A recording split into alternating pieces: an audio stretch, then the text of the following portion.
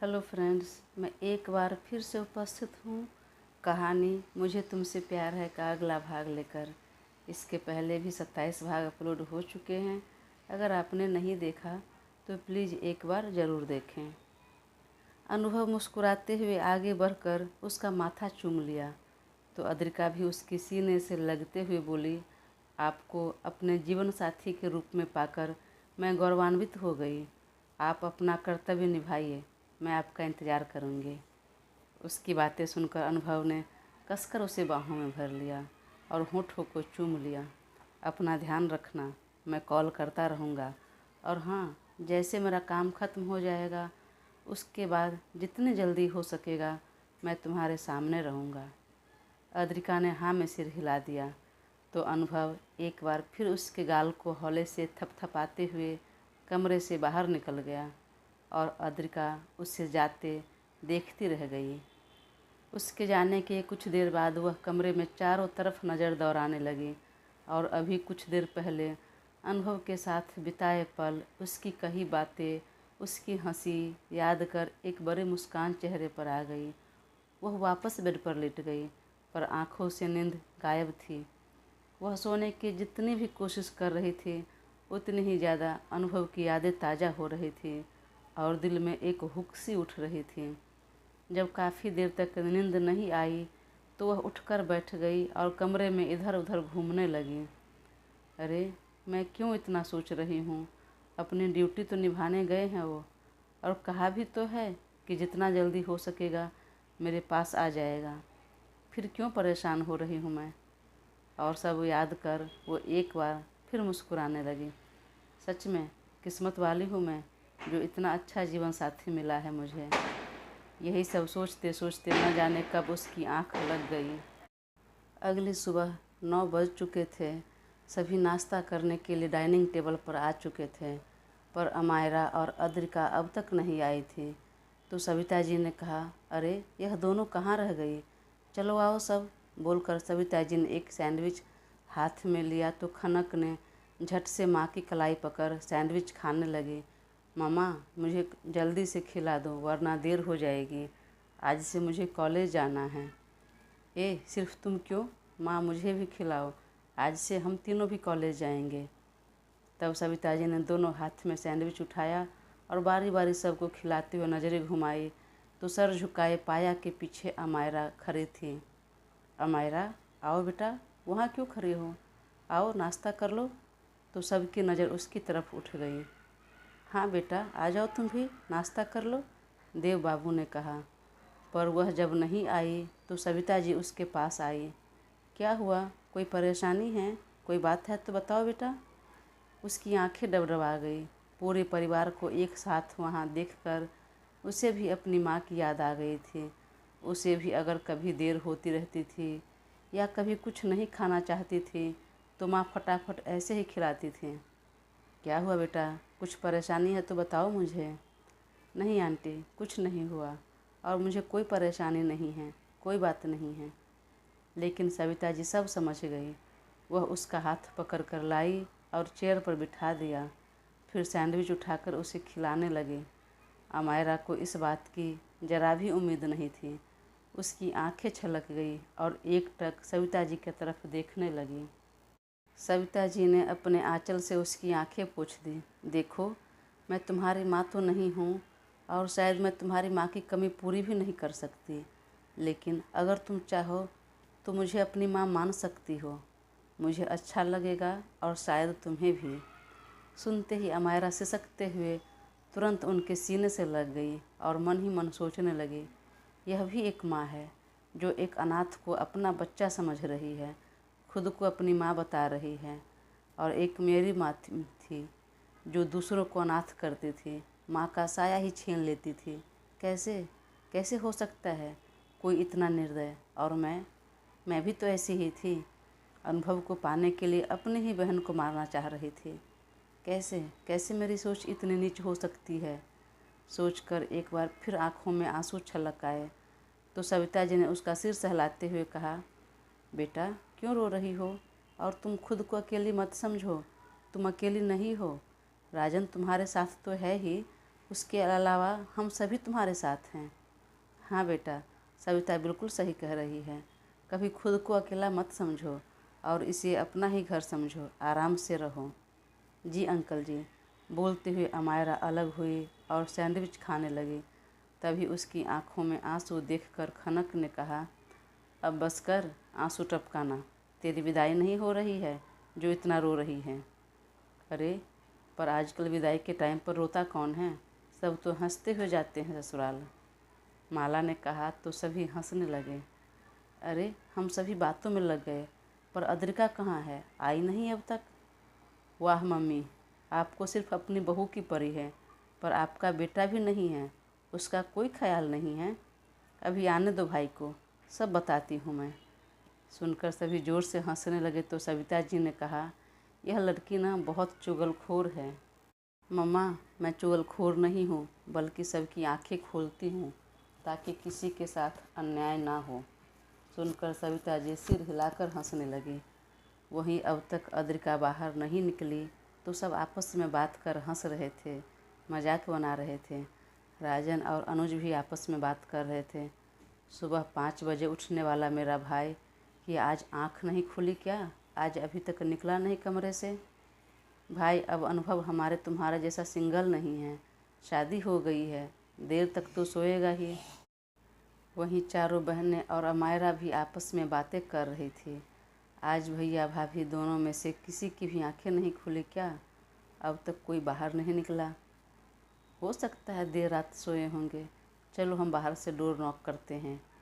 अरे नहीं नहीं, अगर भाई सो रहे होंगे और यूं अचानक आंख खुल गई तो फिर हम सब की खैर नहीं। यह भी तो हो सकता है कि भैया भाभी को हमारा सजाया हुआ कमरा इतना पसंद आया कि उसमें से निकलने का जी नहीं कर रहा हो। बोलकर पांचों खिलखिलाकर हंस पड़ी। सबको यूं हंसते देखा तो सविता जी ने कहा, क्या बात है, क्यों हंस रही हो तुम लोग? और यह अद्रिका क्यों नहीं उठी अब तक? जाओ जाकर उठा दो, बहुत देर हो गई।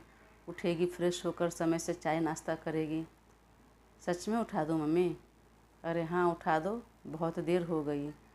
तब खनक गई और हौले से दरवाज़ा पर नॉक करते हुए आवाज़ लगाई, भाभी भाभी उठ जाइए। आवाज़ सुनकर अद्रिका की आंखें खुली तो सीधे दीवार पर टंगी घड़ी पर नजर गई। अरे सुबह के 9 बज गए, मैं अब तक सो रही थी। बाहर तो सब जाग गए होंगे और क्या सोच रहे होंगे। और मम्मी मम्मी क्या सोच रही होंगी? मन ही मन बोलते हुए दरवाज़ा खोलने के लिए उठी, तभी कमरे पर नजर गई। उसका और अनुभव का कपड़ा यूं ही बिखरा पड़ा हुआ था। उसने सारा कपड़ा ठीक किया और दरवाज़ा खोला। इतना लेट हो गया, आपने पहले क्यों नहीं जगाया? हम तो जगाने आ रहे थे भाभी, लेकिन फिर सोचा शायद भाई आपको रात भर जगा कर रखे होंगे, इसलिए अब तक सो रही हैं। वैसे भाई उठ गए क्या? कमरे में दिख तो नहीं रहे हैं। नहीं, वो तो रात में ही चले गए। क्या चले गए? लेकिन कहाँ? तब अद्रिका ने सारी बातें बता दी। अचानक उन्हें फ़ोन आया था तो जाना पड़ा। सुनकर सभी चौंक गए। भाई ड्यूटी पर चले गए और एक बार घर में किसी को बताया तक नहीं? नहीं, वह बहुत जल्दी में थे तो किसी को बताने का समय भी नहीं था और देर रात हो गई थी तो किसी को जगाना उन्होंने उचित नहीं समझा। खनक भाग कर आई, मम्मी पापा आप सबको पता चला, भाई तो रात को ही वापस ड्यूटी पर चले गए और कभी वापस आएंगे यह भी ठीक नहीं है। तभी सविता जी और देव बाबू एक साथ बोले, तुम लोग को चौंकने की ज़रूरत नहीं है। अनुभव रात में हमारे कमरे में आया था बताने के लिए, हमें पता है सब। तभी अद्रिका बाहर निकली और सबको गुड मॉर्निंग विश किया तो सविता जी ने कहा, बेटा जाओ, जाकर फ्रेश हो जाओ और जल्दी से तुम भी नाश्ता कर लो। जी मम्मी। रामू रामू, बहू के लिए भी सैंडविच बना दीजिए। बड़ी मालकिन, नई बहुरिया सैंडविच नहीं, कुछ और खाती है? कुछ और? लेकिन क्या? वो बड़ी मालकिन पता नहीं प से ही कुछ तो बोलते हैं। बहुरानी जब पहली बार घर में आई थी तब बनाया था उन्होंने। अद्रिका पीछे से सुन रही थी। वह ज़ोर से हंस पड़ी। अंकल, पास्ता कहते हैं उसे, और अभी रहने दीजिए, बनाने की ज़रूरत नहीं, मैं सैंडविच खा लूँगी। बोलकर वह फ्रेश होने चली गई। इधर सुनकर सभी हंसने लगे। तभी साइली ने कहा, वाह, रामू काका को तो सबकी पसंद पता है। तभी दिया बोली, अच्छा पापा, आपको पता है कि भाई कब तक आएंगे? नहीं, पता नहीं है, और ठीक नहीं है कि वह कब आएगा। महीना, 2 महीना, 6 महीना भी लग सकता है। सुनकर सब एक बार फिर चौंक गए। अनुज और राजन भी एक दूसरे की तरफ देखने लगा। अरे, अब तक भाई कोई भी काम करते थे तो हमें अवश्य बताते थे, इस बार नहीं बताए। अचानक फ़ोन आया और वह जल्दी में था, इसलिए किसी को नहीं बताया हमारे अलावा। तो इतना परेशान मत हो और चलो तुम सब भी अपने अपने ड्यूटी पर लग जाओ। जी अंकल। तभी अभय बाबू ने कहा, देव, अब मैं भी चलता हूँ, और जो कंस्ट्रक्शन साइट अनुभव देख रहा था अब तुम देखना शुरू कर दो। और मैं तो बोल रहा हूँ कि मेरा जो भी काम काज है अब तुम ही देखो, तुम ही संभालो इसे। ठीक है, मैं संभाल लूँगा, लेकिन तुम कहाँ जा रहे हो? वो मैं सोच रहा हूँ कि अब अपने गांव चला जाऊँ, अब वहीं रहूँ। लेकिन वहाँ कौन है जो जाओगे, और किस लिए? फिर अकेले कैसे रहोगे? भाई, कहीं भी रहूँ, रहना तो अकेले ही है। अब यहाँ अकेले रहने से अच्छा है गांव चला जाता हूँ। वहाँ कुछ पैतृक संपत्ति है, वह देखभाल करूँ। अभी मारूंगा ना, यहाँ पर अकेले कैसे है तू? हम लोग हैं ना यहाँ, तो गांव जाने की ज़रूरत नहीं। और गांव तो क्या, यहाँ से भी जाने की ज़रूरत नहीं। अब तुम यहीं रहोगे, इसी घर में। अगर तुम्हें गांव की याद आ रही है, जाना है, तो सबसे मिलजुल कर आ जाओ और पैतृक संपत्ति गांव में ही किसी को दे दो देखभाल करने के लिए। लेकिन वहाँ रहने की बात बिल्कुल मत करना। ठीक है देव, मैं यहीं रहूँगा, कहीं नहीं जाऊँगा। लेकिन मैं कुछ दिनों के लिए गांव जाना चाहता हूँ, घूम कर आता हूँ। शादी के समय में भी मैं नहीं रुका था। ठीक है भाई, राजन को कहता हूँ आपको गांव छोड़ दे। अरे नहीं, मैं चला जाऊँगा। अरे लेकिन क्यों? राजन छोड़ देता है ना। इधर तीनों बहनें भी कॉलेज जाने के लिए रेडी होने लगी। देव बाबू ने तीनों के लिए अलग से ड्राइवर लगा दिया था। इधर राजन और अनुज को जब पता चला कि अनुभव ड्यूटी पर लौट चुका है, तब अमायरा और खनक के साथ बात करने लगे और साथ में बाहर जाने के प्लान बनाने लगे। तभी खनक ने कहा, कॉलेज शुरू हो चुका है, ऑलरेडी 2-3 दिन मैंने मिस कर दिया है, अब नहीं मिस करना चाहती हूँ, मुझे ड्रॉप कर देना आज तुम। तब अनुज ने खनक का हाथ दबाते हुए कहा, इतना दिन तो कॉलेज मिस किया ही है, एक दिन और मिस कर लो। पर क्यों? हम दोनों घूमने चलते हैं ना कहीं। खनक चौंकते हुए कहा, नहीं, अगर पापा को पता चल गया तो।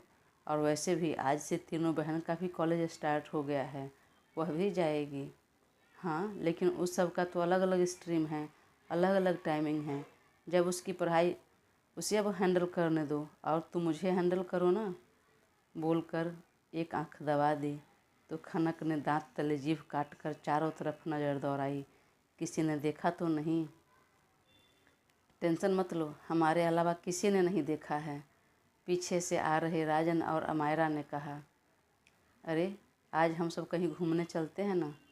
हाँ, मैं तो वही इसी वक्त बोल रहा हूँ, लेकिन यह कॉलेज जाने की अपने पढ़ाई की बात कर रही है। अरे खन्नक, चलो, यह भी एक तरह से पढ़ाई ही है और यह भी करना ज़रूरी है। बोलकर सब एक दूसरे को हाई फाई करते हुए ज़ोर से हंस पड़े। तभी देव बाबू ने आवाज़ लगाई, राजन सुनो, अभय भाई को उनके गांव छोड़ दो। जी ठीक है अंकल, कब छोड़ना है? अभी छोड़ना है। राजन सुनकर अनुज की तरफ देखा और आंखों ही आंखों में कह दिया कि अब हम नहीं जाएंगे, तुम दोनों चले जाओ। और हाँ, तुम उन्हें छोड़कर वापस मत आना। 2-4 दिन या 1 सप्ताह, भाई जितना दिन गांव में रहेंगे तुम भी साथ में रुक जाना और उन्हें गांव से अपने साथ ही लेकर आना। अगर तुम पहले आ गए तब ये कभी वापस नहीं आएगा। जी अंकल, मैं अभी रेडी होकर आता हूँ। और वह रेडी होने चला गया तो अमायरा भी अपने कमरे में चली गई। यह सब सविता जी देख रही थी। उन्होंने तुरंत देव बाबू को बुलाया और सारी बातें बता दी। तो देव बाबू तुरंत कमरे से बाहर निकले और राजन को आवाज़ लगाई, राजन एक काम करो, तुम रहने दो, मैं भाई को छोड़ कर आता हूँ। इसी बहाने मैं भी थोड़ा गांव घूम लूँगा और भाई के साथ समय भी बिता लूँगा। सर मैं छोड़ देता हूँ ना, आप इतना लंबा ड्राइविंग कर लेंगे? अरे तुम्हें क्या लगता है मैं बुढ़ा हो गया हूँ? नहीं सर, मेरा मतलब वो नहीं था। वो क्या है कि गांव का रोड शहर जैसे तो नहीं रहता है ना, इसीलिए मुझे लगा। अरे टेंशन मत लो, मैं चला लूँगा कार। तो मैं ही जाता हूँ, तुम लोग यहीं रुको। और हाँ, यहाँ रुकने का मतलब ये नहीं कि अपने में बिजी हो जाओ। यहाँ का काम काज और सबको देखभाल भी करनी है। और कहीं भी जाओ तो समय से घर लौट आना, क्योंकि मैं भी नहीं रहूँगा, अनुभव ही नहीं है इसलिए। सर आप निश्चिंत होकर जाइए, यहाँ की चिंता मत कीजिए। तब कुछ देर बाद अभय बाबू और देव बाबू एक साथ गांव के लिए निकल पड़े और तीनों बहनें कॉलेज जाने के लिए। वहीं खनक अनुज के साथ घूमने निकल गई तो अमायरा राजन के साथ। इधर घर में बस अद्रिका और सविता जी रह गई। मम्मी आप स्कूल नहीं जाएंगी? हाँ जाऊंगी बेटा, लेकिन फ़िलहाल मैं छुट्टी पर हूँ। कुछ समय हम दोनों सास बहू को भी तो मिलनी चाहिए। चलो रेडी हो जाओ, आज हम दोनों सास बहू मिलकर शॉपिंग करने जाते हैं। ठीक है माँ, आप जैसा कहें। इधर दोनों ही अपने अपने कार में बैठकर शहर से दूर निकल गए। तभी अचानक मौसम खराब होने लगा, आसमान में काले बादल छा गए। यह देखकर खनक का मन मचलने लगा। अनुज कार रोको ना, लगता है जोरों की बारिश होगी, चलो ना डांस करते हैं। अनुज ने तुरंत कार साइड में किया और खनक का हाथ पकड़ बाहर निकल गया। दूसरी तरफ अमायरा भी बार बार आसमान की तरफ देख रही थी और उसका भी मन कर रहा था बारिश में भीगने को, नाचने को, पर राजन को वह बोल नहीं पा रही थी। तभी अचानक राजन ने कार रोक दिया और अमायरा का हाथ पकड़ बाहर निकला। अमायरा चौंक गई। अरे चौंक क्यों रही है? यह हाथ में कुछ देर के लिए नहीं, जीवन भर के लिए पकड़ना चाहता हूँ। तो इतना शर्माने की ज़रूरत नहीं, चुप रहने की ज़रूरत नहीं। मन में जो भी है बेझिझक होकर कहिए और खुद को अकेला मत समझो। मैं हमेशा आपके साथ हूँ और जीवन भर साथ रहूँगा। हमें अब ईश्वर के अलावा कोई और अलग नहीं कर सकता। अमायरा उसकी बातें सुनकर पुलकित हो गई और जी में आया कि अभी कसकर उसके सीने से लग जाऊं। देखिए, अगर जी कर रहा है मेरे सीने से लग जाने को तो लग जाइए, आपका अपना ही हूँ, गैर नहीं। राजन ने कहा तो अपना शब्द सुनकर अमायरा का मन पुलकित हो गया। वह खुद को रोक नहीं सकी और उसके सीने से लग गई। राजन ने भी उसे अपनी बाहों में भर लिया और माथे पर चुंबन जड़ दिया। अचानक ही जोर की झमाझम बारिश शुरू हो गई। राजन ने सर उठाकर आसमान की तरफ देखा, लेकिन अमायरा उसके सीने से यूं ही लगी रही और बारिश में दोनों एक साथ भीगते रहे। वहीं दूसरी तरफ बारिश देखकर खनक बाहें फैलाए आसमान की तरफ देखते हुए गोल गोल घूमकर नाचने लगी। बारिश में भीग रही खनक बेहद खूबसूरत लग रही थी। उसके गोरे बदन पर फिसलती हुई पानी की बूंदें मोतियों की भांति चमक रही थी और वहीं खड़ा अनुज बड़ी शिद्दत से उसे देख रहा था। कुछ देर तक वह यूं ही उसे एकटक देखता रहा और अनायास आगे बढ़कर खनक के बेहद करीब आ गया। खनक इस सब से अनजान अभी भी नाचने में मगन था। तभी अनुज उसे अपनी बाहों में भर लिया तो खनक आंखें खोलकर अनुज की तरफ देखा तो अनुज ने भी उसकी तरफ देखा। दोनों कुछ देर तक एक दूसरे की आंखों में देखते रहे। तभी अनुज ने उसके सिर के पीछे अपने दोनों हाथ लगाया और उसके होंठों पर झुक गया तो खनक ने भी अपनी बाहें उसकी पीठ पर कस दी। इधर अनुभव जब पहुंचा तो एसपी आहूजा सर ने उससे हाथ मिलाते हुए कहा, अनुभव जैसा तुमने कहा था मैंने बिल्कुल वैसा किया है। Thank you sir, thank you so much मेरी बात मानने के लिए। मुझे इसकी बहुत ज़रूरत थी। हाँ यह सब तो ठीक है, लेकिन तुम्हारे घर वालों को पता चलेगा या तुम्हारी पत्नी को तो फिर?